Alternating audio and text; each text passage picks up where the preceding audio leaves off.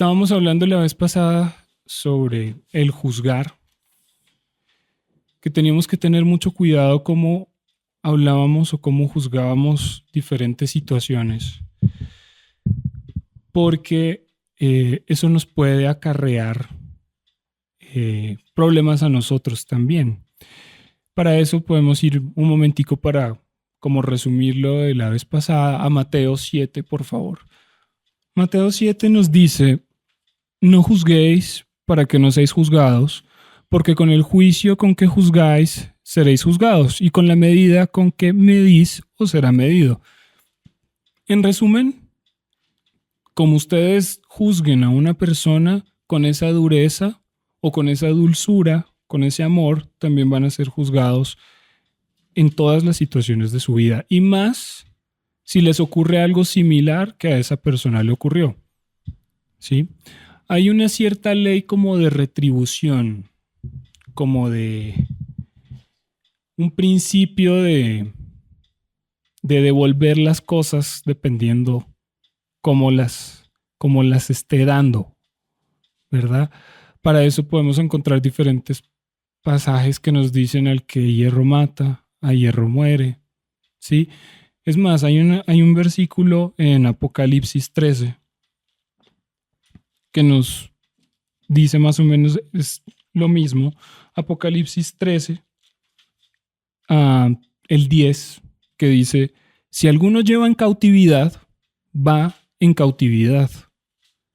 Si alguno mata a espada debe ser muerto. Aquí está la paciencia y la fe de los santos.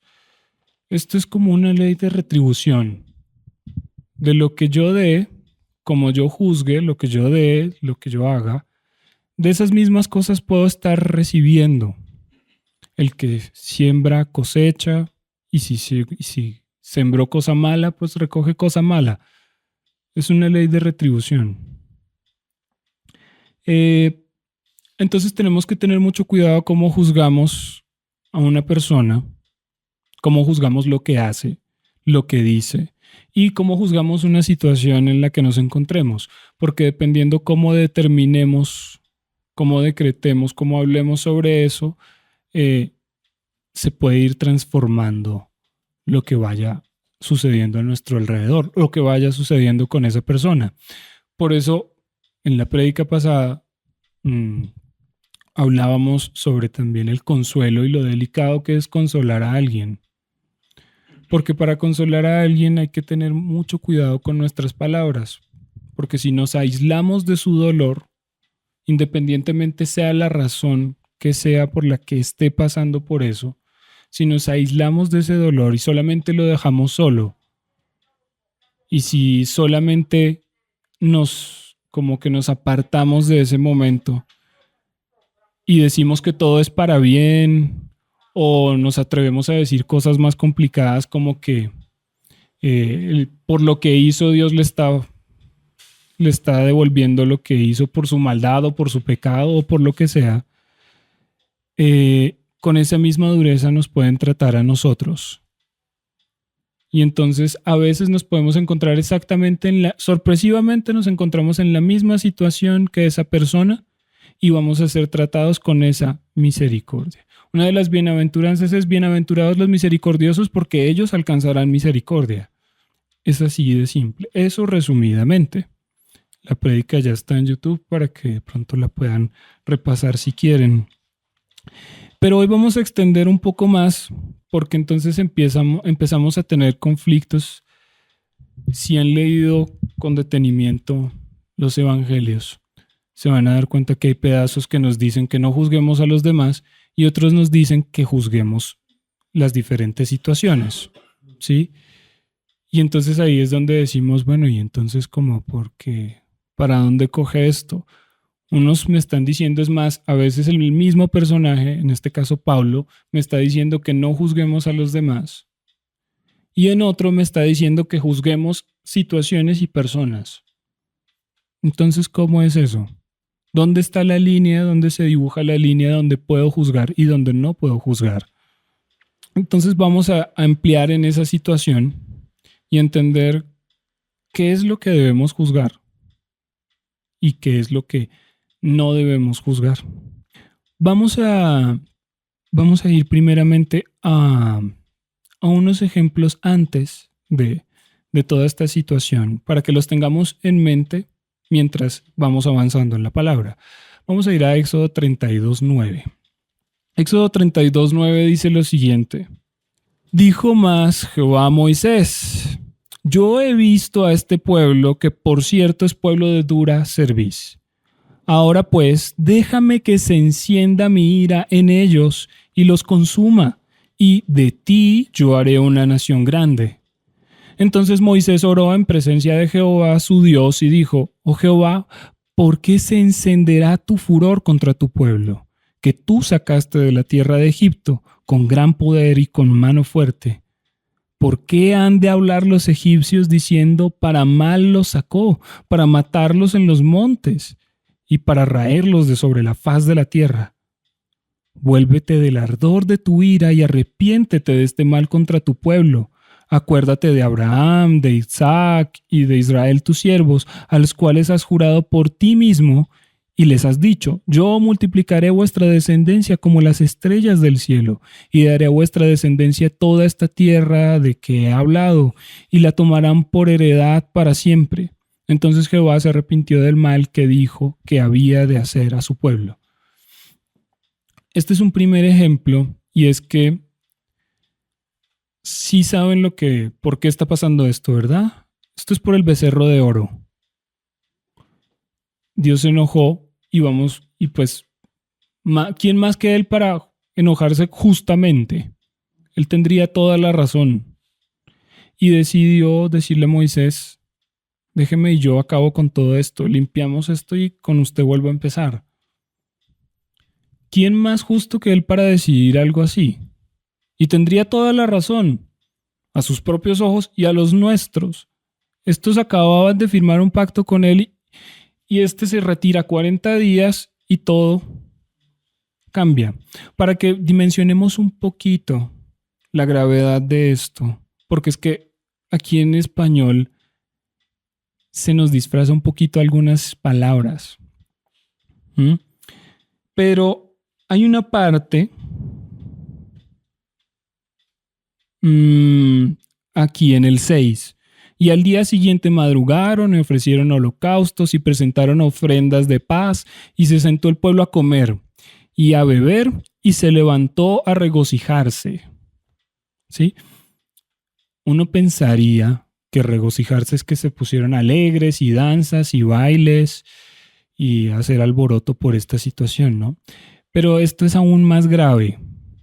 En hebreo la palabra que está ahí connota una orgía sexual. Todo el pueblo se entregó a una orgía sexual, todos con todos. En hebreo eso es lo que denota. No un bailecito alegre, no un alboroto. El pueblo se contaminó de un todo y por todo. Y ni siquiera eran 40 días los que había estado allá. Así es la gravedad de esto. Tendría todo el derecho de destruir ese pueblo. Primero porque a los ojos de todos nosotros es aparentemente justo. Es decir, claro, hicieron maldad, Dios ya les había advertido, bien puede destruirlos. Y por segundo lado Él es Dios, puede hacer lo que quiera. Y entendemos que siempre recto, siempre justo, pudo haberlos borrado de la faz de la tierra y sería justo. Pero miren lo que pasa con Moisés. Él ora por ese pueblo.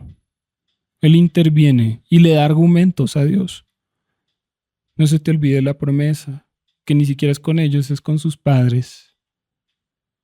¿Y qué van a decir entonces? Que no pudiste meterlos en la tierra que dijiste y los borraste porque no pudiste. Él interviene a pesar de que bien pudo haber dicho: sí, acabe toda esta gente, que no hace más que alegarme cosas, no hace más que quejarse, y conmigo empezamos, tranquilo que yo estoy para lo que quiera. Pero él intercedió por su pueblo. Vamos a otro pedazo, Números 12:13. Números 12:13 Dice, entonces Moisés clamó a Jehová diciendo, te ruego, oh Dios, que la sanes ahora. ¿Cuál es este contexto? ¿Qué es lo que está pasando aquí? Miriam o María, la hermana de Moisés, y Aarón, el otro hermanito, se sentaron a hablar de Moisés. Se pusieron a hablar contra Moisés. El mismo Señor los llama delante del tabernáculo, pone a Moisés ahí al lado a que escuche, que vea la situación, y enseguida les da un regaño y les dice, cuando yo me revele a algún profeta, me le revelo en sueños, me le revelo en enigmas, en cosas raras, y así a cualquiera, pero a él no, a él le hablo cara a cara. ¿Cómo se atreven a hablar de él? Que con este hablo cara a cara. Básicamente le han dicho algo que agrega implícitamente es, se han preguntado por qué hablo con él cara a cara y con ustedes y el resto no. ¿No han notado que él es algo especial para mí? Y todavía se atreven a hablar de él. Y no solo está defendiendo a Moisés, está defendiendo sus propias decisiones. ¿Cómo me van a reprochar a mí lo que yo estoy escogiendo para hacer? Entonces tenemos este escenario y todavía Moisés pudiendo estar alegre en su corazón y decir, sí, bien hecho, dele más duro, lo que hace es decirle, Señor, sánala por favor, porque ella quedó blanca de la enfermedad de la piel, de esa lepra, ¿sí?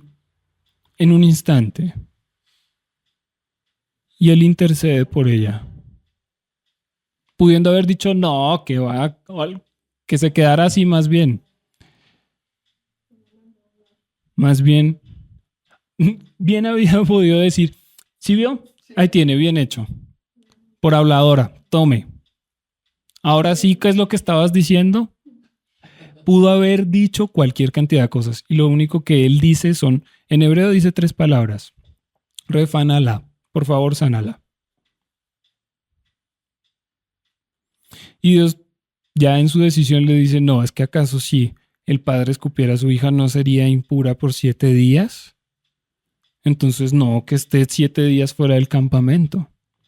Porque dice que si el padre la escupa, es que eso era una, pues no una costumbre, pero sí había un tipo como, pues sí, no es que se acostumbrara a escupir la gente, pero sí había algo que ocurría en ciertos casos en los que se debía escupir a la persona en señal de rechazo. Por ejemplo, cuando, eso está escrito, cuando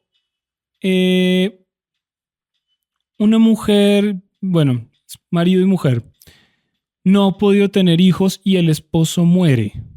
Dice que el hermano de él se va a casar, la va a tomar por mujer y va a dar descendencia a su hermano a través de él. ¿Sí? Y hay una ley para todo eso que dice que si él no se quiere casar, si él no la va a tomar por mujer, ella debe en público escupirle en cara diciendo esto es lo que hacen con estas personas en el pueblo de Israel, ¿sí? Entonces sí hay unas cosas que pasan escupiendo a la gente en señal de rechazo, en señal de apartarlo. Por eso él dice, si su padre escupiera a su hija no sería impura por 7 días. Es por eso. Lo que él hizo fue mostrar una señal de rechazo. Bueno. Entonces vemos aquí a Moisés otra vez intercediendo por alguien que es aparentemente injusto.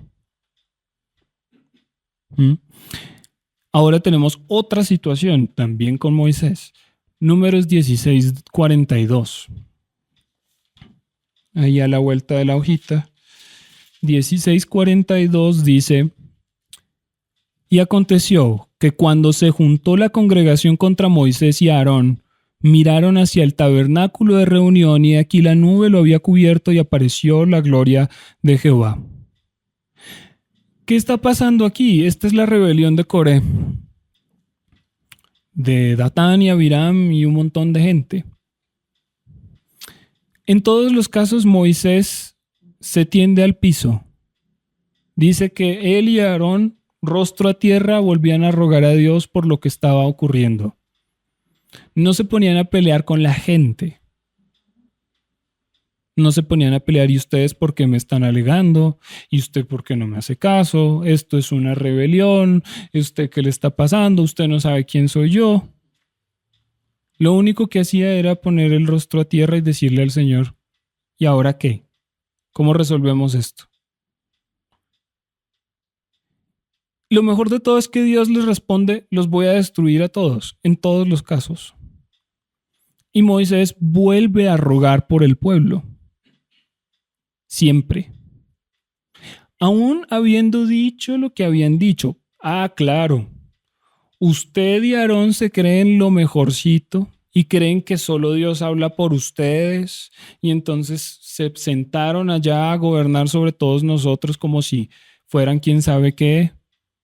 No, si acaso Dios no está en todos nosotros, dice Datán y Abiram. Y él no hace más que tenderse al piso, decirle a Dios, pues ahí los tiene, no sé qué hacemos. Y el Señor, déjeme yo barro con toda esta gente. Y él, no, pero espere, no tan así. Es más, en el caso en el que más dureza había, dijo, pero es que no es un solo hombre el que pecó, ¿por qué vas a destruir a todo el pueblo? Y otra vez es decir, en todas esas situaciones siempre intervino por algo que inclusive hubiese podido decir, ay sí, barra a esta gente que de verdad no me la soporto. Y aún así volvía a interceder. Porque uno de los rasgos de Dios es la misericordia, siempre, siempre. Está escrito que si 7 veces viene tu hermano a pedirte perdón, 7 veces lo perdonas.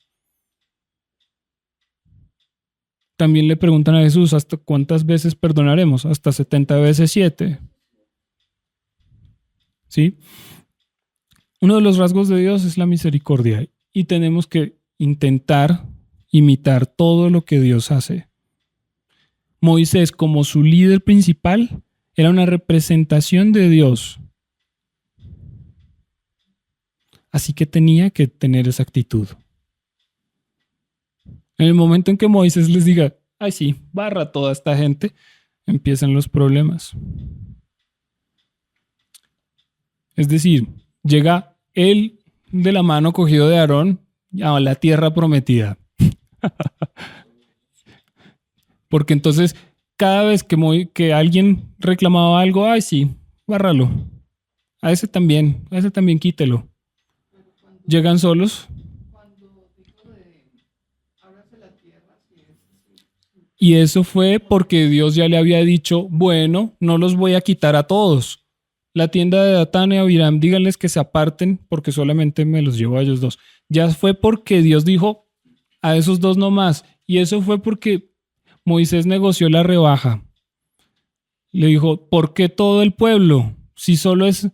Ah, bueno, entonces que se quiten de la tienda y hágale pues. Y ya por orden de Dios él va y dice, si yo no soy el que Dios escogió y si esto no es así, entonces, pero si no, se los traga la tierra y ahí inmediato.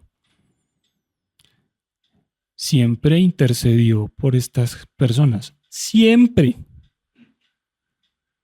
No importa cuántas veces le dijeron, nos trajiste aquí a morir de sed, de hambre, aquí no hay donde sembrar, aquí no hay donde recoger, usted solamente nos trajo aquí a que nos mataran los egipcios, los jebuseos, los amorreos, usted solo, claro, usted otra vez creyéndose lo máximo, yo no sé quién lo montó allá, todo el tiempo. Y él siempre respondió igual, no los mates por favor. ¿No se dan cuenta que hay alguien que también hizo eso todo el tiempo? Y fue el propio Jesús todo el tiempo. Todo el tiempo. Le dice a Pedro, sobre esta roca fundaré mi iglesia. Lo mejor de todo es que él ya sabía todo lo que iba a hacer Pedro. Es más, Señor, yo muero por ti.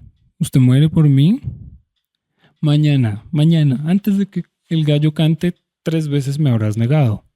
Y eso no hizo que lo rechazara. Y no le dijo, ¿sabe qué, Pedro?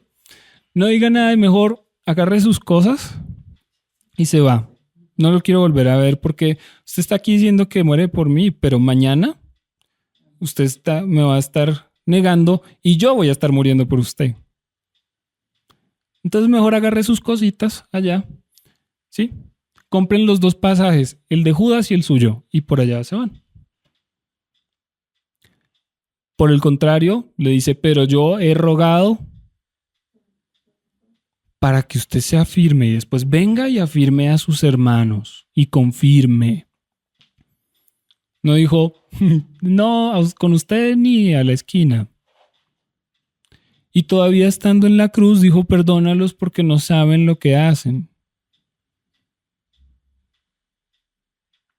Entonces hay que ver un poquito, es el tema de la misericordia cuando estemos juzgando a alguien una situación, porque en todos los casos, y estos son extremos, a veces estamos juzgando a alguien porque piensa de X o Y manera, o porque no me saludó en la mañana, y estamos diciendo, claro, cristianos hipócritas, mírelos, dizque el amor y no sé qué, y no es capaz de decir buenos días, y se llenan de un algo solo por eso.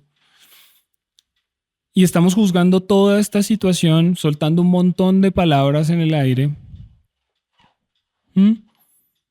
Cuando todo el tiempo, y eso es con estas pequeñeces que nosotros vivimos a veces, pero a este todo el tiempo le estaban alegando, a Moisés todo el tiempo le estaban diciendo, ¿y quién es usted? ¿Por qué está ahí? ¿Por qué nos trajo? ¿Para qué nos trajo? Solo una vez en la que él se molestó totalmente. Bueno, de hecho 2. Pero una de esas fue en la que dice, ¿pero es que acaso este pueblo es mío? ¿Yo acaso lo parí? O sea, ¿esto qué? Porque él ya también tenía una carga, es decir, aguánteselos. Usted se aguanta a sus 20 amigos o a los 300 amigos que pueda tener en Facebook, porque nadie tiene 300 amigos así, ¿sí? Y usted se aguanta las cosas con los 10 que trata. Moisés tenía que aguantárselos a todos y a todos los conocía. Y cuando hacen los censos, son un montón de gente. Vamos a poner el ejemplo de por qué los conocía a todos. Dice que se sentaba desde la mañana hasta la tarde a juzgar los casos de todos. ¿No es así o no? Entonces imagínese que todos vinieran a un juicio porque él me robó, porque él me pegó, porque él se llevó mi vaca, porque la confundió, porque no sé qué. Y enseguida, no, ese Moisés, eso no era así. Eso no era así. Porque es que tal cosa, porque tal cosa. Es que Moisés no sabe juzgar, Moisés no es recto, Moisés no es justo, Moisés.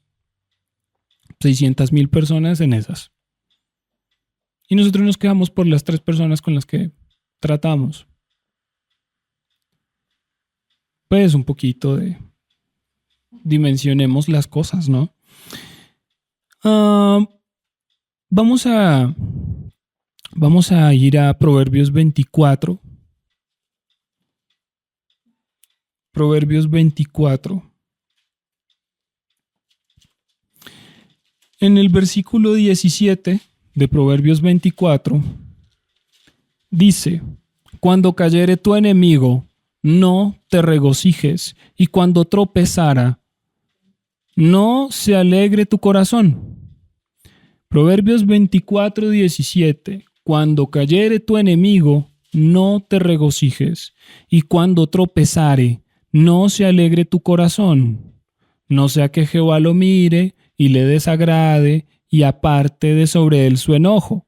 No te entremetas con los malignos ni tengas envidia de los impíos, en fin, ¿sí? Eso está ahí juntico también para que lo lean luego, pero el pedazo que queremos en este momento es este. Cuando cayere tu enemigo, no te regocijes, y cuando tropezare, no se alegre tu corazón.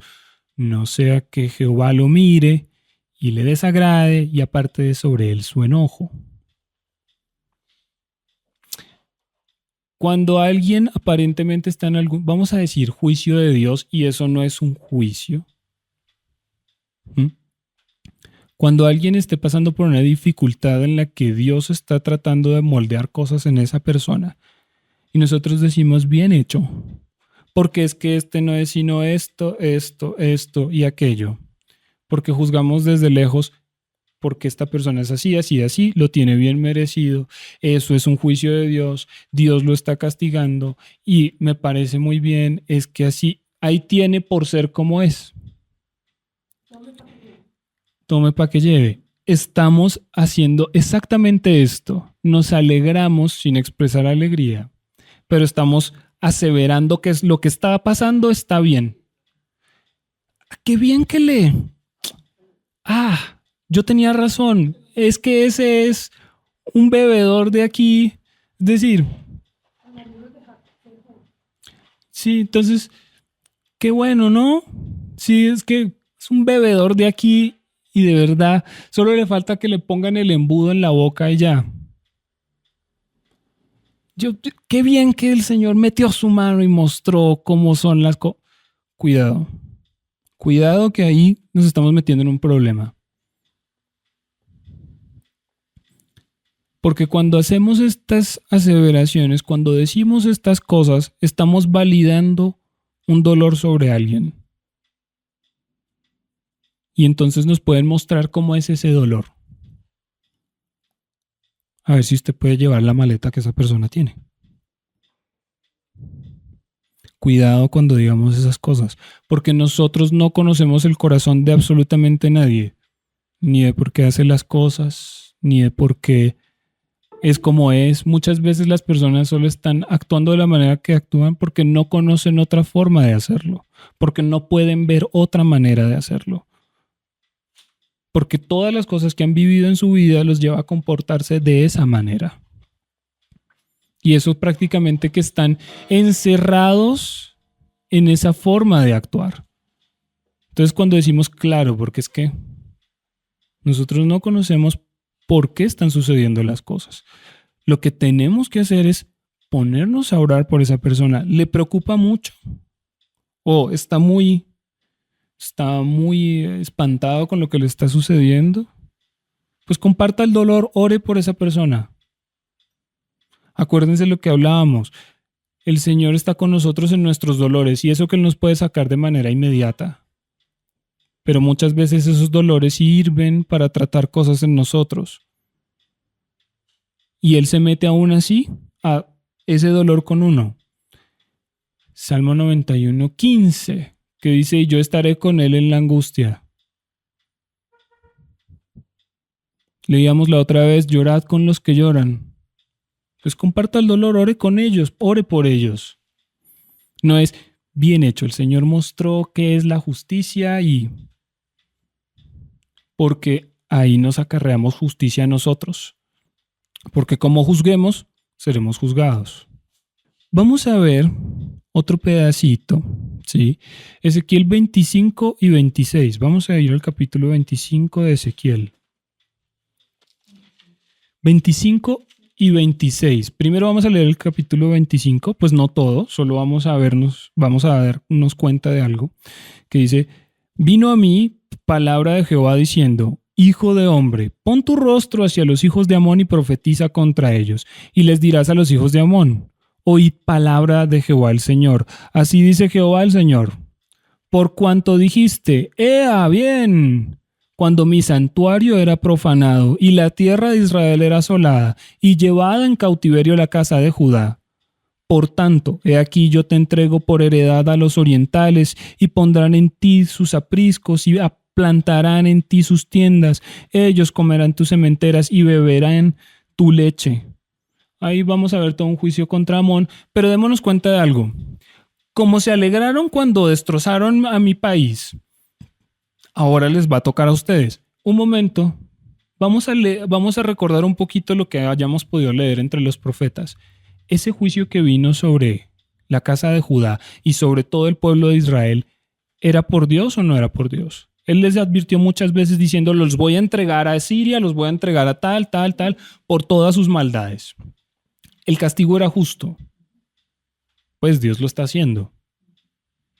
Lo estamos leyendo en todos los profetas. Pero acá les dice, como se alegraron cuando castigué a mi hijo, ahora ustedes también llevan. ¿Se están dando cuenta? Sí, el castigo era justo, era porque el pueblo de Israel era muy malvado, porque estaba descarriado, porque no hacían sino ofender a Dios. Pero alguien dijo, ajá, bien hecho, bien hecho. ¿Cómo? Leamos el 26, el capítulo 26 de Ezequiel.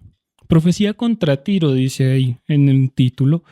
Aconteció en el 11º año, en el día primero del mes, que vino a mí palabra de Jehová diciendo, Hijo de hombre, por cuanto dijo Tiro contra Jerusalén, a bien, quebrantada está la que era la puerta de las naciones. A mí se volvió, yo seré llena y ella desierta. Por tanto así ha dicho Jehová el Señor, he aquí yo estoy contra ti, oh Tiro, y haré subir contra ti muchas naciones, como el mar hace subir sus olas. Pueden seguir viendo todo el juicio contra Tiro, pero fue otro que dijo, ajá, bien hecho. Bien hecho. Espérate un momentico por hablador, por andar alegrándote del dolor ajeno. Un dolor justo. Dolor que siempre utiliza el Señor para transformar las cosas de mal a bien. Salmo 119, 65. Y antes que fuera yo humillado, descarriado andaba, mas ahora guardo tus mandamientos. Todas las humillaciones, los dolores, son para llevarnos a obediencia en muchas ocasiones, ¿sí? Entonces, cuidado con decir a alguien bien hecho, lo tiene bien merecido porque el Señor tenía que meter su mano, porque también lleva a usted. Ya está viendo Ezequiel 25 y 26. Cuidado con validar ese juicio sobre esa persona, porque te estás, entre comillas, alegrando por eso, y ahí también llevas juicio tú por hablador. Entonces, cuidado con las ligerezas de las palabras, porque esto también puede pasar cuando consolamos a alguien. Vuelvo a traer la prédica pasada. Tranquilo que todas las cosas ayudan a bien. Estás diciendo, esto está pasando por algo que hiciste, pero todo va para bien. Y ahí llevas juicio también por la ligereza de palabras. Ay, no importa si eres ignorante de eso o no. Si yo sabía que al hablar de esa manera me podía pasar o si no lo sabía. Pasa. El desconocimiento de la ley no exonera la culpa, entonces cuidado cómo estamos hablando. Pongamos mucha atención a nuestras palabras sobre otras personas para que no tengamos problemas. Vamos a ir a ese otro pedacito, Romanos 2, 1 al 6. 1 al 6. Leo para ustedes. Por lo cual eres inexcusable, oh hombre, quien quiera que seas, tú que juzgas, pues en lo que juzgas a otro, te condenas a ti mismo, porque tú que juzgas, haces lo mismo. Mas sabemos que el juicio de Dios contra los que practican tales cosas es según verdad, es decir, el único que puede juzgar y traer juicio es Dios. Y piensas esto, oh hombre, tú que juzgas a los que tal hacen y haces lo mismo, que tú escaparás del juicio de Dios. Dejémoslo ahí. Está claro, ¿verdad? O sea, no tengo que explicar Romanos 1, ese pedacito que leímos. No juzgue que solamente el juicio es de Dios. Y lo que Él haga es verdad. Pero usted no diga nada para que usted no lleve juicio, porque usted que señala a otro de pecador y que este es tal y que este hace tal y es que este es así, usted también es tan pecador como él. Entonces no aflojemos palabras, sino por el contrario, tengamos misericordia, oremos por esa persona, porque el que es misericordioso alcanzará misericordia. No importa si usted cree que es justo lo que está pasando con esa persona o no. No importa. Santiago 4:11. Este lo leímos la vez pasada también. Leo para ustedes. Hermanos, no murmuréis los unos de los otros. El que murmura del hermano y juzga a su hermano, murmura de la ley y juzga a la ley. Pero si tú juzgas a la ley, no eres hacedor de la ley, sino juez. Uno solo es el dador de la ley, que puede salvar y perder. Pero tú, ¿quién eres para que juzgues a otro? Esto ya lo habíamos leído la otra vez, y es solamente Dios que hizo la ley puede juzgar y por consiguiente traer juicio. Pero ¿usted quién es? ¿Usted quién es? En el momento en que usted esté juzgando a otro, según la ley, es que él es un mentiroso, estás diciendo que él está invalidando la ley de tal cosa. Entonces, usted se está haciendo juez. El problema es que juez solo hay uno. Por lo tanto, también desobedeces la ley. Y por lo tanto, también acarrea juicio. La operación es simple. Mateo 7 ya lo leímos. En Lucas 6:37 también nos dice no juzgar, no condenar, sino perdonar. ¿Verdad? Pero entonces aquí es donde entramos al tema de hoy. Tenemos varios versículos en varios lugares que lo que nos dicen es que juzguemos a los hermanos y otros en los que no juzguemos. Acabamos de tener todo este ejemplo de no juzguen, no hablen, no digan para que nos lleven ustedes también. Pero tenemos otros. Vamos a ir a 1 Corintios 6. 1 Corintios 6 del 1 al 8. Voy a leer para ustedes. ¿Osa alguno de vosotros, cuando tiene algo contra otro, ir a juicio delante de los injustos y no delante de los santos? ¿O no sabéis que los santos han de juzgar al mundo? Y si el mundo ha de ser juzgado por vosotros, ¿sois indignos de juzgar cosas muy pequeñas? ¿O no sabéis que hemos de juzgar a los ángeles? ¿Cuánto más las cosas de esta vida? Si pues tenéis juicios sobre estas cosas de vida, ¿ponéis para juzgar a los que son de menor estima en la iglesia? Para avergonzaros lo digo, pues que no hay entre vosotros sabio ni aun uno que pueda juzgar entre sus hermanos, sino que el hermano con el hermano pleitea en juicio, y esto ante los incrédulos. Voy a detenerme ahí, porque esto de 1 Corintios 6, 1, 8, todo esto lo estoy haciendo para aclarar estas cosas que pueden ser aparentemente contradicciones dentro de la palabra. Y es que todo el tiempo, vuelvo y repito, nos dicen que no juzguemos. Y de repente Pablo se está quejando porque estos están juzgando por fuera. Este 1 Corintios 6 no está hablando sobre juzgar a las personas, sino de juzgar pleitos. Y lo que está diciendo Pablo es, ¿acaso no hay personas inteligentes, sabias entre ustedes que puedan juzgar estos pleitos pequeños, como para que ellos tengan que ir delante de un juez del mundo corriente a pleitear? O sea, ¿por qué tienen que ir delante de un juez corriente del mundo, entre comillas, ¿sí?, para arreglar sus cosas? ¿Aquí no hay gente sabia que pueda solucionar un problema entre dos personas? Entonces los incircuncisos o los incrédulos o los que no son creyentes, y la misma cosa, son los que nos van a juzgar a nosotros. ¿No somos nosotros los que vamos a juzgar el mundo luego? ¿No somos nosotros los que vamos a juzgar a los propios ángeles, como él menciona aquí? Entonces es eso, que es un pleito. Lo que pasa es que Juanito me robó mi celular y yo estoy seguro de que así fue. Y Juanito dice, no, yo no me robé nada. Y entonces van delante de un juez y allá lo resuelven por allá. Lo que dice Pablo es, ¿acaso no hay personas sabias entre ustedes que puedan arreglar ese problema? Juzguen entre ustedes esas cosas. Entonces el pastor llega, o alguien, un anciano de la iglesia, o alguien con sabiduría, llega y le dice, venga Juanito para acá, venga tal cosa, vamos a hablar bien las cosas, cuénteme qué es lo que pasó, tal cosa, tal otra, y reunir las pruebas y decir, pues no, resulta que Juanito no se lo robó, resulta que usted es un descuidado y se le cayó en la taza y no se dio cuenta. Fin. Eso es resolver un pleito y eso es de los que nos está hablando este pedazo. ¿De acuerdo? Para que saquemos estos posibles aparentes problemas de contradicción, ¿sí? Vamos a ir a otro pedazo que puede ser contradictorio y difícil de resolver. Colosenses 2:16.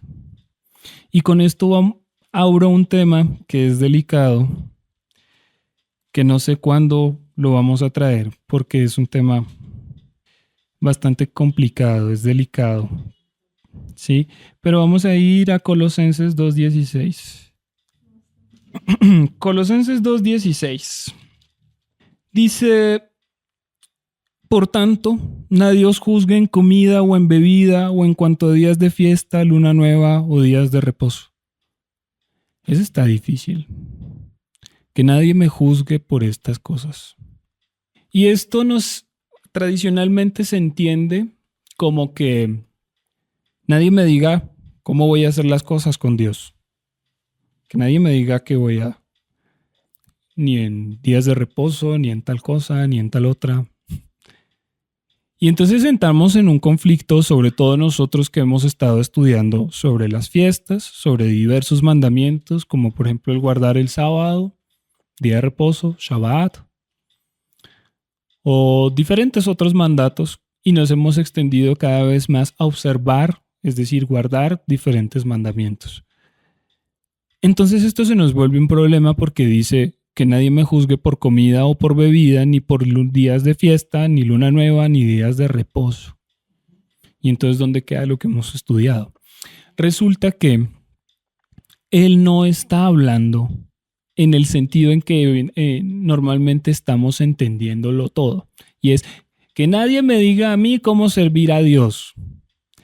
Primeramente, él está hablando para la ciudad de Colosas o la congregación que está en Colosas. ¿Cuál es el punto de escribir a Colosas? Esta carta a Colosas. Es que ellos tenían un problema y es que estaban en medio de una ciudad, pues pagana, entre comillas, y tenían problemas con muchos dioses. Resulta que todos tenían muchos dioses. Todos. Y son gentiles, pongámoslo así. La congregación de Colosas en su mayoría son gentiles. Y entonces creen que Jesús es otro Dios al que pueden adorar. Vamos a sumarlo dentro de los que podemos adorar. Entonces, tengo a Venus, tengo a Zeus, tengo a este otro, ¿sí? Y me contaron de este otro que también hace cosas chéveres. Pero me acaban de contar de Jesús, pues entonces a ese abrámosle campito y los ponemos con los demás muñequitos. Ese era el gran problema que pasaba en Colosas. Y que empezaban a decir, sí, Jesús y todo eso, pero Él nos hizo libres y entonces ya no hay que hacer esto, que nadie tal cosa. Y ese es un gran problema. Pero entonces vamos a entender qué realmente es lo que dice Pablo ahí. Dice, vamos a devolvernos un poquitico. Vamos a leer desde el 8. Mirad que nadie os engañe por medio de filosofías y huecas sutilezas, lo que estamos hablando, que llegan personas de otro lado con otras ideas a mezclarle un poquito de Jesús y a mezclarle un poquito de tal cosa y terminan haciendo de todo, según las tradiciones de los hombres. Esas tradiciones de los hombres no se está refiriendo únicamente a los que querían hacer la circuncisión o judaizar, y eso es algo difícil de explicar, por eso digo, sino que también estaban los helenistas, estaban los que llegaban y decían, pero sumémosle a Venus, Venus también está chévere y Zeus también tal cosa, ¿sí? Y mire, podemos, el amor que usted quiere eso lo consigue, vea, ponga unas velitas aquí, unas velitas allá, hágase tal cosa, y también órele a Jesús, a él entre todos empujan. Según las tradiciones de los hombres, conforme a los rudimentos del mundo, o sea, no está hablando tanto de los judaizantes, sino de las cosas del mundo que venían tras ellos, y no según Cristo, porque en él habita corporalmente toda la plenitud de la deidad, y vosotros estáis completos en él, que es la cabeza de todo principado y potestad.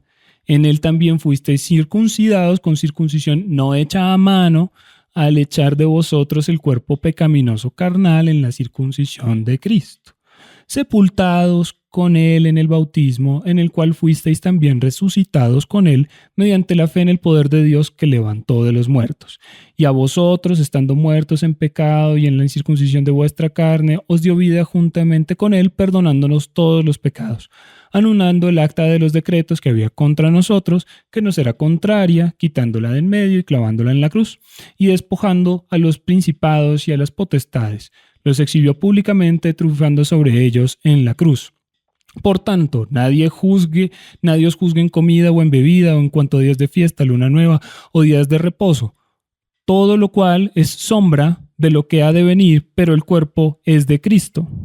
Nadie os prive de vuestro premio, afectando humildad y culto a los ángeles, entremetiéndose en lo que no ha visto, vanamente hinchado por su propia mente carnal, y no haciéndose de la cabeza en virtud de quien todo el cuerpo y nutriéndose, uniéndose por las coyunturas y ligamentos, crece con el crecimiento que da Dios. Lo que él está diciendo aquí es, vean, no se dejen llevar por todo lo que les están diciendo, que adoremos aquí, adoremos allá, pongamos velas en un lado, en el otro, adoremos los ángeles, a este, entre todos hacen algo, ¿sí? Que nadie les diga, no se dejen engañar por eso, porque solamente Dios, en que habita toda la deidad, el supremo de los supremos, es el que los limpió, el que los perdonó y el que ahora los trae. No necesitan de nadie más, ¿sí? Y por lo tanto, si Jesús les dice que guarden los días de fiesta y todo esto, que nadie los juzgue si ustedes quieren hacer las cosas que Él les está pidiendo. ¿Ahora lo entienden? No está diciendo que no, que nadie los vaya a poner a hacer todas esas cosas. No, el premio es la libertad, ya dejamos la ley. Lo que Él está diciendo es que nadie los prive de ese premio, como dice el versículo que le sigue.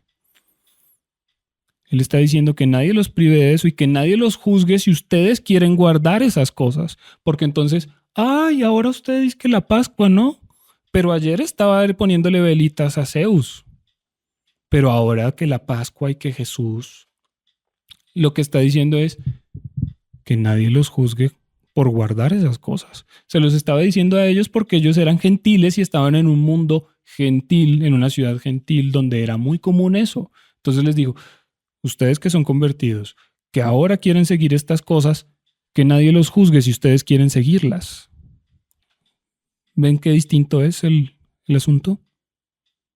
No es yo adoro a Dios como quiera. Aquí dice, todo lo cual es sombra de lo que ha de venir, pero el cuerpo es de Cristo. Pues devolvámonos un poquitico. ¿Dónde más hay una cosa que diga sombra, sombra, sombra? Salmo 91. Salmo 91 dice, el que habita al abrigo del Altísimo morará bajo la sombra del Omnipotente. Les voy a comentar qué significa.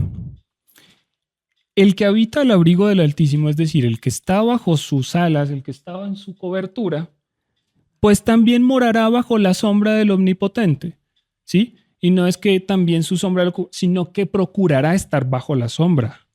¿Qué es la sombra?